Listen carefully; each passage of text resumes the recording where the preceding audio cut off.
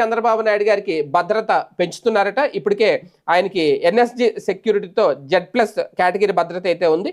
ఇప్పుడు అదనంగా counter action టీముల్ని ఏర్పాటు చేస్తున్నారు చంద్రబాబు నాయుడు గారికి. వాస్తవానికి అప్పుడు అలిపిరి ఘటన జరిగినప్పటి నుంచి కూడా Z+ భద్రత నడుమ ఆయన ఉంటున్నారు చంద్రబాబు నాయుడు గారు. అప్పుడు ప్రతిపక్ష నాయకుడిగా ఉన్న హోదాలో, అలాగే ముఖ్యమంత్రి అయిన తర్వాత కూడా. అయితే ఇప్పుడు తాజాగా ఆయన సెక్యూరిటీని అయితే పెంచబోతున్నారు. ఎందుకంటే మావోయిస్టుల నుంచి ముప్పు ఎదుర్కొంటున్న చంద్రబాబు గారి చుట్టూ ఎప్పుడు సాయుధులైన కమాండోలు విధులు నిర్వహిస్తుంటారు. రాష్ట్ర పోలీసులతో పాటు సిఆర్పిఎఫ్ బృందాలు ముఖ్యమంత్రి భద్రతను పర్యవేక్షిస్తుంటాయి.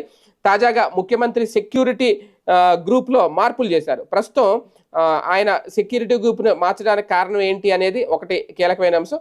అలాగే ఎలాంటి సెక్యూరిటీ కల్పిస్తున్నారు భద్రత అనేది ఒకటి. ఎందుకంటే ప్రస్తుతం ఎన్ఎస్జి అలాగే ఎస్ఎస్జి స్థానిక బలగాలు మొత్తం 3 అంచెల భద్రత విధులు